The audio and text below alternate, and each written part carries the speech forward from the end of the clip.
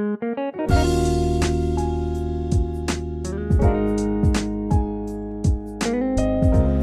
Guys, hope you are doing well. आज से हम स्टार्ट करने जा रहे हैं टीडीएस प्रोविजंस के प्रैक्टिकल एस्पेक्ट्स। यानी कि अगर किसी कंपनी में जाके अगर हमें टीडीएस का काम करना है तो उसमें काम करते हुए हमें किन किन बातों का ध्यान देना है। तो सबसे पहले हमें पता होना चाहिए कि टीडीएस की वर्किंग कैसे होती है। टीडीएस की वर्किंग के लिए बेसिकली हमें पता होना चाहिए कि कुछ ऐसे प्रोविजंस हैं टीडीएस के जो हमें रेट बताते हैं, प्लस नेचर ऑफ पेमेंट बताते हैं कि ऐसी कौन सी नेचर ऑफ पेमेंट्स हैं, ऐसी पेमेंट्स कौन सी हैं जिनके ऊपर टीडीएस के प्रोविजंस अप्लाई होते हैं। सारी पेमेंट्स के ऊपर टीडीएस के प्रोविजंस अप्लाई नहीं होते। उसके बाद हम बात करेंगे कि टीडीएस की पेमेंट, हम बात करेंगे टीडीएस की पेमेंट की, कि टीडीएस की पेमेंट हम किस किस मेथड से पे कर सकते हैं हम टैक्स को। बेसिकली ये ऑनलाइन हो सकता है, ये ऑफलाइन भी हो सकता है। तो हम यहाँ पे प्रैक्टिकली देखेंगे, उन फॉर्म्स को देखेंगे कि कैसे कैसे हम टीडीएस की पेमेंट कर सकते हैं। उसके बाद हम देखेंगे टीडीएस की रिटर्न को। इस वीडियो में जो हम बात करेंगे टीडीएस की वर्किंग, जितने भी रेलिवेंट बेसिकली प्रोविजंस होते हैं हमारे जो एक वर्किंग नॉलेज के लिए रिक्वायर्ड हैं, हम सिर्फ उतने ही प्रोविजंस की बात करेंगे ताकि हमें ज़्यादा ना करना पड़े, प्लस हमारे जितने भी मेन सेक्शंस हैं वो कवर हो जाएं। उसके बाद हम टीडीएस की पेमेंट कैसे कैसे हो सकती है वो हम बात करेंगे। फिर टीडीएस की रिटर्न की बात करेंगे, जो हम सेकंड, ये टीडीएस की रिटर्न जो है वो पार्ट 2 में आएगी, जिसमें हम टीडीएस की रिटर्न एक्चुअल में मैं आपको जब प्रैक्टिकली दिखाऊंगा वो फॉर्म्स कि कौन से कॉलम में कौन से सेक्शन में क्या क्या भरा जाता है, तो हम पार्ट 2 में डिस्कस करने जाएंगे। सो गाइज, अब स्टार्ट करते हैं कुछ बेसिक बातें जो हमें टीडीएस से रिलेटेड पहले करनी पड़ेंगी एक वर्किंग नॉलेज के लिए। सबसे पहले तो ये टीडीएस है क्या। टीडीएस बेसिकली एक मैकेनिज़्म है जो इनकम टैक्स डिपार्टमेंट ने हमें दिया हुआ है। टीडीएस होता क्या है? टीडीएस, अगर आप टीडीएस को एक जनरल लैंग्वेज, एक लेमन लैंग्वेज में समझोगे तो टीडीएस एक टैक्स है जो बेसिकली एक पेमेंट पे एक छोटा अमाउंट काट लिया जाता है और वो अमाउंट जो है वो हम गवर्नमेंट को डिपॉजिट कर देते हैं। तो कौन काटता है, कितने अमाउंट पे काटता है, किस रेट से काटता है और किसका काटता है, ये हम बाद में डिटेल में डिस्कस करेंगे। अभी कुछ बेसिक बातें हैं जो मैं आपको बताना चाहता हूँ। बेसिकली टीडीएस को समझने के लिए हमें 2 टर्म्स को समझना है। फर्स्ट इज़ डिडक्टर, डिडक्टर को हम पेयर भी बोलते हैं, और सेकंड इज़ डिडक्टी, डिडक्टी को हम पेई भी बोलते हैं। एग्जाम्पल यहीं ले लेते हैं एक छोटा सा, कि मिस्टर ए और मिस्टर बी, ठीक है। मिस्टर ए जो है मिस्टर बी को बोलते हैं कि सर मुझे कुछ प्रोफेशनल सर्विसेज चाहिए, जैसे मान लो लॉयर की सर्विस हो गई या चार्टर्ड अकाउंटेंट की सर्विस हो गई। उस केसेस में मिस्टर बी से मिस्टर ए सर्विसेज लेंगे। तो मिस्टर बी क्या करेंगे, मिस्टर ए को बिल या इनवॉइस आप जिसे बोलते हैं वो इशू करेंगे, और मिस्टर ए जो है वो मिस्टर बी को पेमेंट करेंगे। नॉर्मल प्रोसीजर यही होता है गाइस। यस। तो टीडीएस के प्रोविजंस में हम ये आगे जाके पढ़ेंगे कि जो प्रोफेशनल की सर्विस होती है वो सर्विस बेसिकली हमारे नेचर ऑफ पेमेंट में कवर होती है। यानी कि कोई भी अगर पेमेंट कर रहा है with regard to professional charges, उस केस में वो पेयर यानी कि जो पैसे दे रहा है वो टैक्स डिडक्ट करेगा मिस्टर बी का, और वो डिपॉजिट कर देगा गवर्नमेंट के अकाउंट में। वो कब करेगा, कितना करेगा, we will discuss later on. अभी सिर्फ बेसिक ये हमें समझना है कि कौन पैसा किसका काटेगा और क्यों काटेगा। तो हम अब बात करते हैं कुछ बेसिक्स की, यानी कि deductor. Deductor will deduct tax and पे बैलेंस अमाउंट टू पे। यानी कि जो डिडक्टर है हमारे केस में कौन है, मिस्टर ए, वो डिडक्ट करेगा टैक्स को, और जो बैलेंस अमाउंट है जितना भी रह जाएगा वो बी को यानी कि पेई को पे कर देगा। उसके बाद डिडक्टर जो है यानी कि ए, वो डिपॉजिट कर देगा वो टैक्स जो उसने डिडक्ट करा है इन द नेम ऑफ पेई। कब करेगा, मंथली करेगा, 7th ऑफ नेक्स्ट मंथ। इसमें ड्यू डेट्स होती हैं बेसिकली जो आप पेमेंट करते हैं TDS की। अगर आपने मान लो अप्रैल के मंथ में जितनी भी पार्टीज़ का TDS काटा है वो आप नेक्स्ट मंथ यानी मई की 7th तक आप गवर्नमेंट के अकाउंट में डिपॉजिट करा दोगे। This is the responsibility of deductor. So guys, third point है डिडक्टर जो है यानी कि जो मिस्टर ए हैं वो फर्निश करेंगे रिटर्न, और रिटर्न को फर्निश करने की फ्रिक्वेंसी है क्वार्टरली। साल में होते हैं 4 क्वार्टर्स, अप्रैल, मई और जून। जब ये क्वार्टर एंड होता है इसके 31 डेज़ तक जो डिडक्टर है वो अपनी रिटर्न को फर्निश कर देता है। यानी कि अप्रैल में जून का क्वार्टर एंड हो गया जून में, इसके 31 डेज़ एंड होते हैं 31 जुलाई तक। ठीक है, तो इस केस में फर्स्ट क्वार्टर की जो रिटर्न जाएगी वो जाएगी 31 जुलाई को। ऐसे ही सेकंड क्वार्टर एंड होता है जुलाई, अगस्त और सितंबर, यानी कि 30 सितंबर को जब सेकंड क्वार्टर एंड होता है तो उसकी रिटर्न जाएगी 31 ऑफ अक्टूबर को। ऐसे ही थर्ड क्वार्टर जब एंड होता है अक्टूबर, नवंबर, दिसंबर का, उसकी रिटर्न जाएगी 31 जैन को। गाइज, यहाँ पे एक ध्यान देने वाली चीज़ है कि जो लास्ट क्वार्टर है यानी कि फोर्थ क्वार्टर यानी कि जनवरी, फरवरी एंड मार्च, ये क्वार्टर एंड अगर हम नॉर्मल प्रोविज़न अगर ऊपर से देखते हुए चलें तो हम ये बोलेंगे कि मार्च में क्वार्टर एंड हो रहा है तो इसकी अप्रैल में जाके हम रिटर्न फाइल कर देंगे, लेकिन नहीं। गवर्नमेंट ने यहाँ पे जो टाइम दिया हुआ है वो 61 डेज़ का दिया हुआ है। ऊपर वाले 3 क्वार्टर्स में कितने डेज़ थे? 31 डेज़। अब जो फोर्थ क्वार्टर है उसमें जो गवर्नमेंट ने टाइम दिया हुआ है रिटर्न फर्निश करने के लिए वो हमारे पास है 61 डेज़ का। दैट इज़ 31 मई तक हम अपनी फोर्थ क्वार्टर की, सिर्फ फोर्थ क्वार्टर का, सिर्फ फोर्थ क्वार्टर्स की रिटर्न को फाइल कर सकते हैं। उसके बाद हम डिडक्टर यानी कि जो मिस्टर ए है, मिस्टर ए सर्टिफिकेट इशू करता है। अब सर्टिफिकेट भला क्या होता है? सर्टिफिकेट की इंफॉर्मेशन है डिडक्टी को कि हाँ, हमने आपका इतने अमाउंट पे इतना टैक्स इस रेट से काटा है, जिसके बेसिस पे आप अपने टोटल टैक्स लाइबिलिटी से एडजस्टमेंट कर सकते हैं अगर आपकी टोटल टैक्स लाइबिलिटी बनती है तो। अगर आपकी टोटल टैक्स लाइबिलिटी नहीं बनती तो उस केस में आप उतने अमाउंट का रिफंड क्लेम कर सकते हैं। तो सर्टिफिकेट के लिए भी 4 सर्टिफिकेट्स होते हैं। तो गाइस 4 सर्टिफिकेट होते हैं। जैसे कि हम बात करते हैं सैलरी के लिए, अगर एम्प्लॉयर ने एम्प्लॉई का TDS काटा है और उसको डिपॉजिट कराया और अपनी रिटर्न फर्निश करी है तो उस केस में डिडक्टर यानी कि मिस्टर ए मिस्टर बी को एक फॉर्म इशू करेंगे, सर्टिफिकेट जैसे बोला जाता है, और उस फॉर्म का नंबर होता है फॉर्म नंबर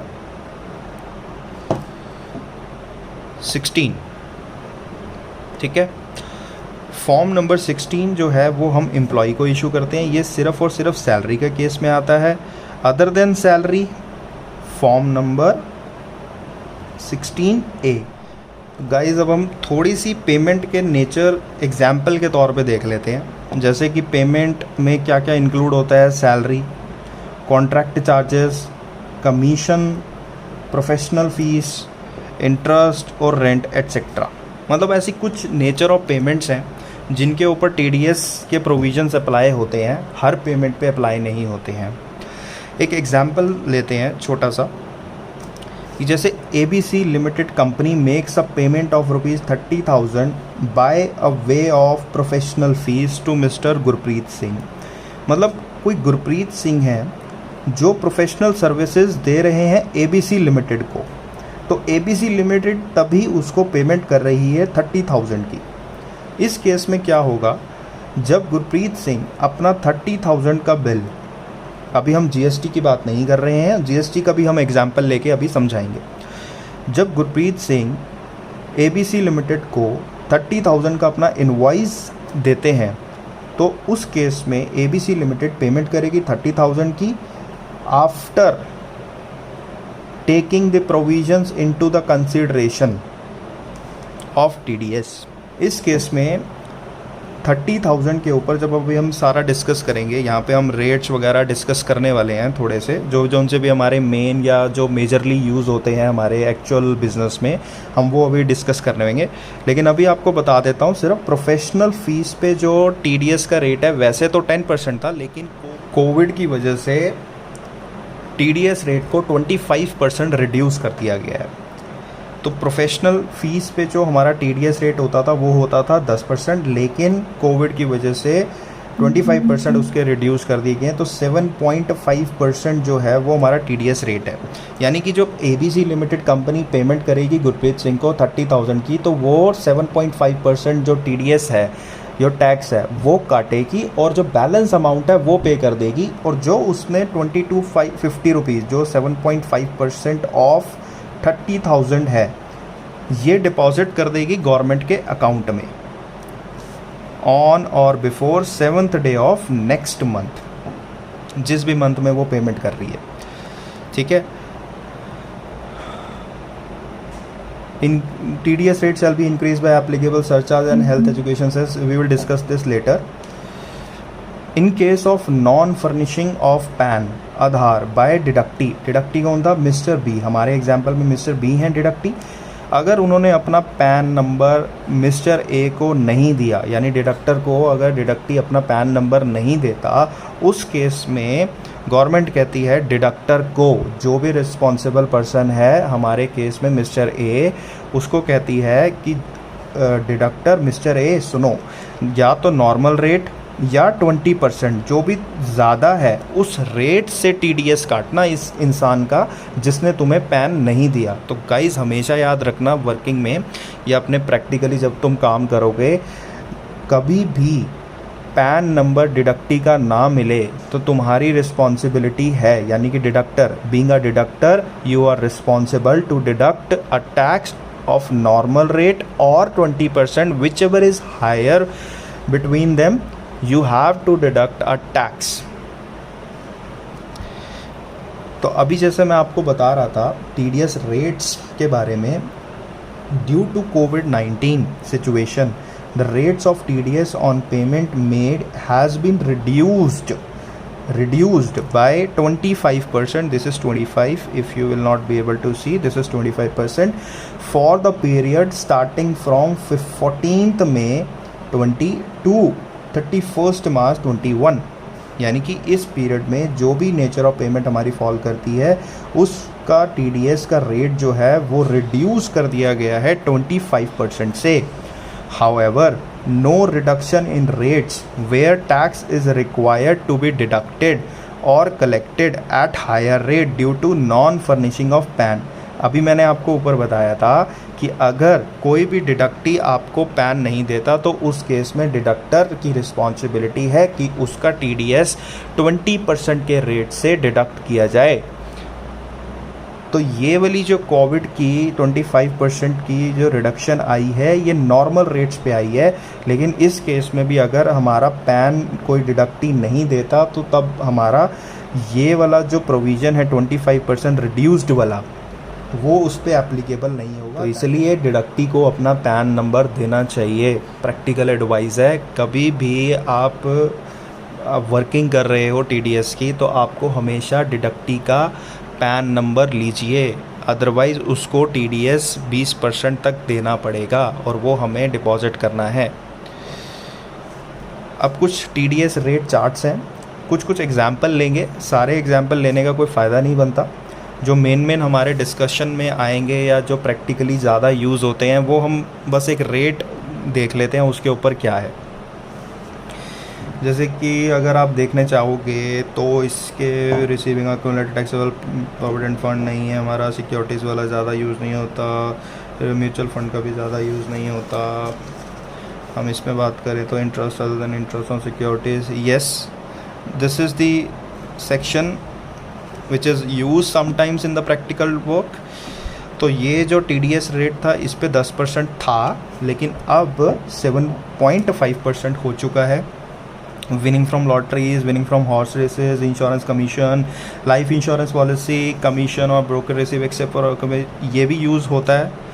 194H 5% होता था, now it is 3.75%। Payment made purchasing payment made to professional और कमीशन और brokerage more than 50 lakhs। Okay, cash withdrawal payment of professional, this one professional fees, यानी कि अभी जो मैंने आपको यहाँ पे एक एग्जांपल दिया था कि ABC लिमिटेड गुरप्रीत सिंह को प्रोफेशनल फ़ीस दे रही है 30,000 की, तो इसके ऊपर जो TDS काटा गया था 7.5% काटा गया था 30,000 रुपये के ऊपर। तो यहाँ पे ये जो नेचर ऑफ पेमेंट है यहाँ पे गिवन है, that is payment of professional fees etcetera. ये हमारी कवर होती है 194J में। वैसे इसका जो बिफोर कोविड था वो था 2% FTS सर्टेन रॉयल्टीज़ और कॉल सेंटर की पेमेंट्स पे और 10% अदर्स पे।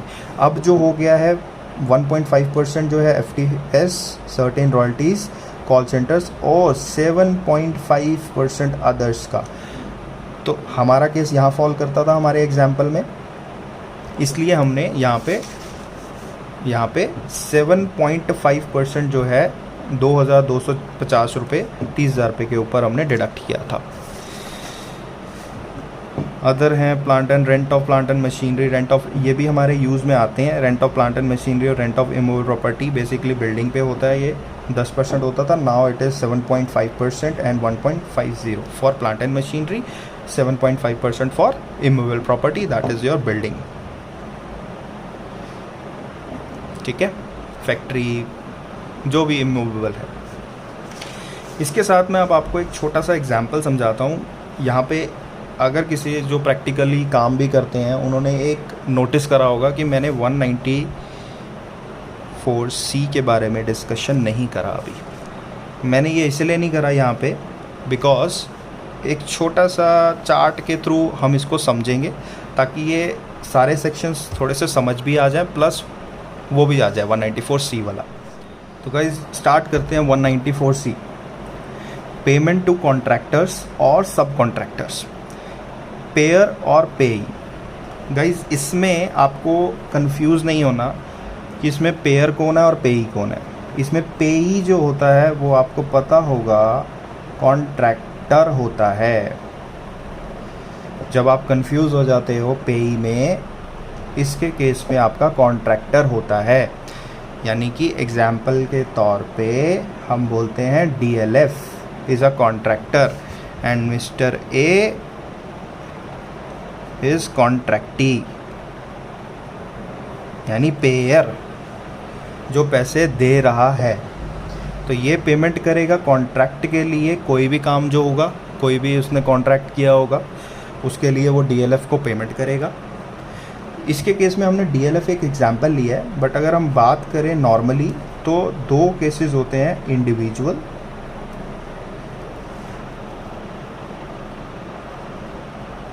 अदर। TDS का रेट डिपेंड करता है कॉन्ट्रैक्टर के ऊपर। अगर कॉन्ट्रैक्टर इंडिविजुअल है तो TDS का रेट लगता है 1%, और अगर अदर है तो TDS का रेट लगता है 2%।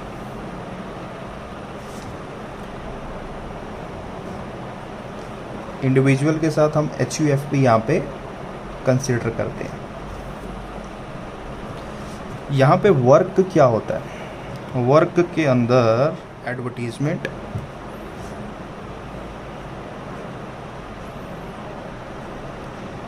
Catering, job work, etcetera.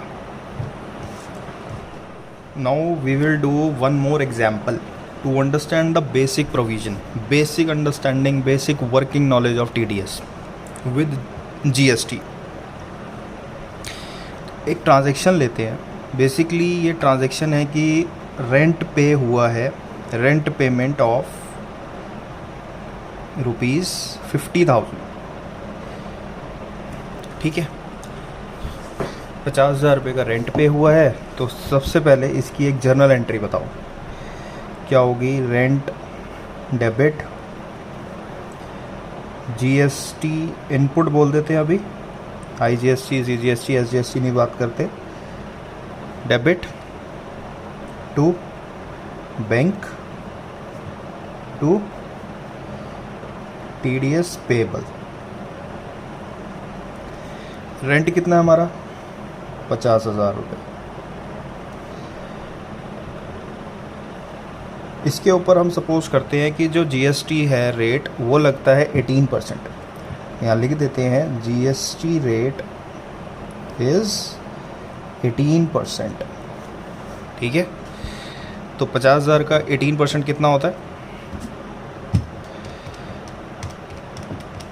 9,000 रुपये। हमें नेचर ऑफ पेमेंट को देखते हुए इस पर टीडीएस डिडक्ट करना पड़ेगा। तो टीडीएस अमाउंट कितना निकलेगा? टीडीएस अमाउंट इज, टीडीएस का रेट अभी हम सपोज कर लेते हैं 7.5% ऑफ, किसका लूँ? 50,000 का लूँ या 59,000 का लूँ, टोटल का लूँ? बताओ guys. Always TDS always calculate on basic amount exclusive of GST। 7.5% of 50,000, तो ये कितना निकल के आएगा?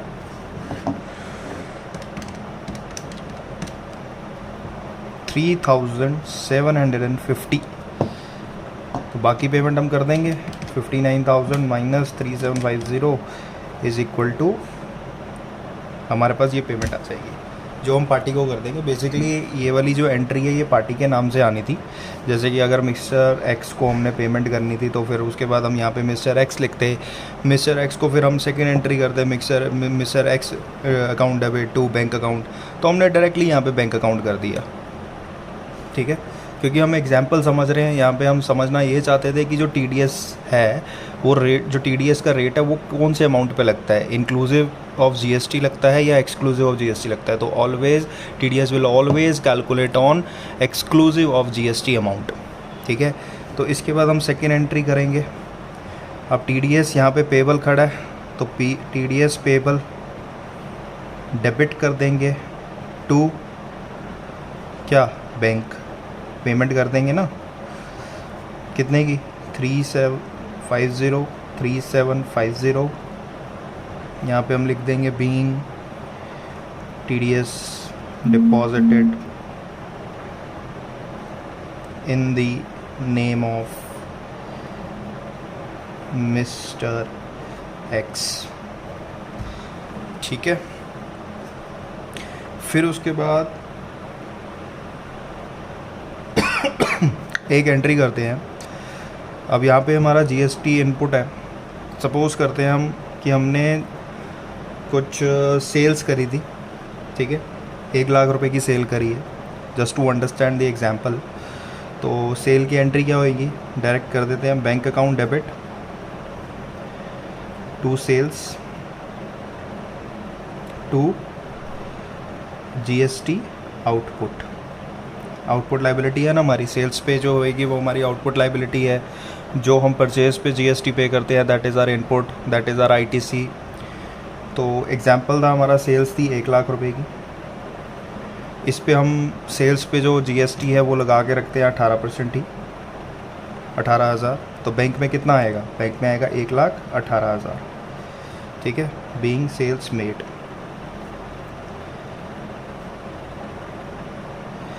ठीक है, उसके बाद जब हम मंथ एंड करेंगे तो मंथ एंड के टाइम पे एक तो ये एंट्री आएगी और एक एंट्री आएगी ये वाली GST से रिलेटेड। ये थी TDS से रिलेटेड और अब हम बात करेंगे GST से रिलेटेड। तो GST की आउटपुट निकालने के लिए GST आउटपुट डेबिट कितना है? 18,000 रुपये हमें देना है, दैट इज़ आर लाइबिलिटी। किससे देंगे? बैंक से। पर पहले चेक कर लेते हैं हमारे पास इनपुट कितना पड़ा है। तो इनपुट हमारे पास कितना पड़ा था? यहाँ पे हमारे पास इनपुट पड़ा है 9,000 रुपये। यहाँ पे है ना हमारे पास फर्स्ट एंट्री में रेंट हमारा एक्सपेंस है तो उस पर हमने GST पे करा है। तो एक्सपेंसेस पे हमारा जो हम दे के आते हैं GST, that is our input, that is our asset. तो हम यहाँ पे इनपुट जो है हमारा कितना है? 9,000 रुपये है। तो 9,000 रुपये यहाँ पे हमने इनपुट ले लिया, बाकी 9,000 रुपये हम बैंक से पे करके अपनी लाइबिलिटी सेट ऑफ कर देंगे। तो यहाँ पे लिखेंगे being GST liability paid through bank and set of. ठीक है, अब इसके बाद हम एंट्रीज़ को पोस्ट करते हैं। बेसिकली अब पोस्टिंग की एंट्री रह गई है। तो सबसे पहले देखते हैं यहाँ पे रेंट की एंट्री है। Rent account debit, GST input यहाँ से जीएसटी इनपुट हो गया तो अकाउंट सेटल हो गया। बैंक बिल्कुल लास्ट में देखेंगे टीडीएस पेबल था, यहाँ पे हमने बैंक पे कर दिया तो ये सेट ऑफ हो गया। तो यहाँ पे हमारी बेसिकली एंट्री आ रही है रेंट की। तो रेंट हमारा डेबिट है, इसको क्रेडिट करेंगे। तो टू रेंट अकाउंट कितने से, 50,000 से। डेबिट क्या करेंगे, P&L अकाउंट, क्योंकि ये हमारा खर्चा है तो P&L अकाउंट को डेबिट करके चलेंगे।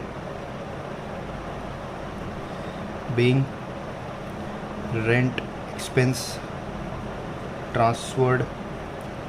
ठीक है, फिर इसके बाद हम क्या करेंगे, सेल्स को भी ट्रांसफ़र कर देंगे यहाँ पे। बैंक अकाउंट तो लास्ट में करेंगे, जीएसटी हमारा यहाँ पे सेट ऑफ हो ही चुका है।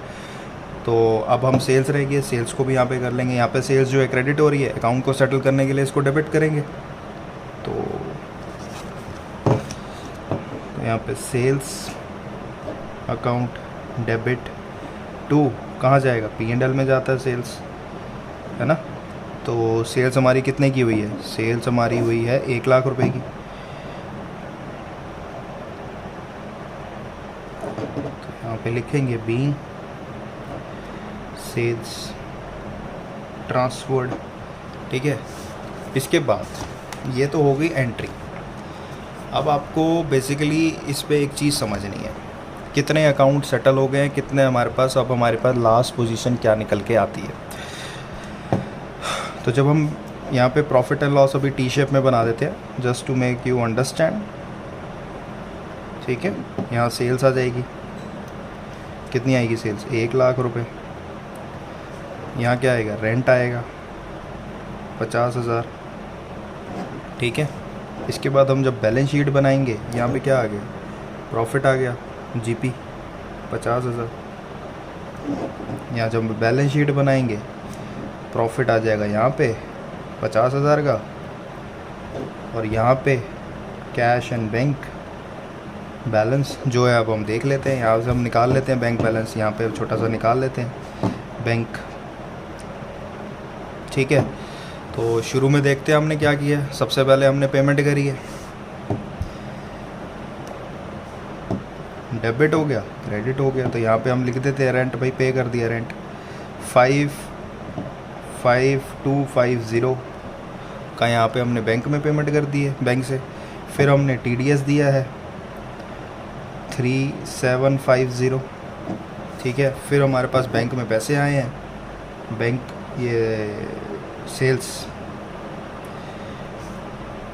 1,18,000 रुपये। ठीक है, फिर उसके बाद हमने जीएसटी की पेमेंट करी है, यहाँ पे 9,000 रुपये हमने जीएसटी की पेमेंट कर दी है। ठीक है, उसके बाद कोई बैंक की एंट्री नहीं है तो हमारा यहाँ पे बेसिकली बैलेंस आ जाएगा, बैलेंस वर्ड बैलेंसिंग फिगर आ जाएगी। यहाँ पे देख लेते हैं कितना, 55250 प्लस 3750 प्लस 9,000 68,000 माइनस 1,18,000 50,000 आ गया।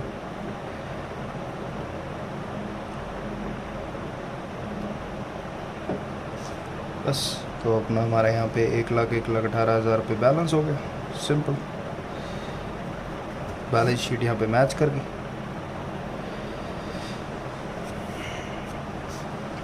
गाइस तुम्हें सिर्फ ये जो एग्ज़ाम्पल है ये सिर्फ तो गाइस तुम्हें ये बताने का सिर्फ एक ही ऑब्जेक्टिव था कि हम टीडीएस को किस अमाउंट पे लेते हैं। जब जीएसटी इंक्लूसिव आ जाता है, इंक्लूडिंग जीएसटी हमारे पास एंट्री आ जाती है, तब हम टीडीएस के प्रोविजंस को कैसे एंट्री करते हैं और हमारे कैसे बैलेंसेस मैच होते हैं। तो गाइज़ अभी तक हमने जो टीडीएस को समझा है उसका एक बर्ड व्यू ले लेते हैं कि टीडीएस की वर्किंग अगर तुम एक्चुअल कंपनी में जाके करोगे तो तुम कैसे कैसे किन किन बातों का मेन ध्यान रखोगे। सबसे पहले तुम वर्किंग करते हो, अपने जितनी भी ट्रांजैक्शंस होती हैं, जितना भी डेटा होता है उसकी वर्किंग करते हो। वर्किंग के बाद जब तुम्हारे पास एक टीडीएस का अमाउंट निकल के आ जाता है, टीडीएस पेबल, ठीक है, ये टीडीएस पेबल तुम क्या करते हो, पे करते हो।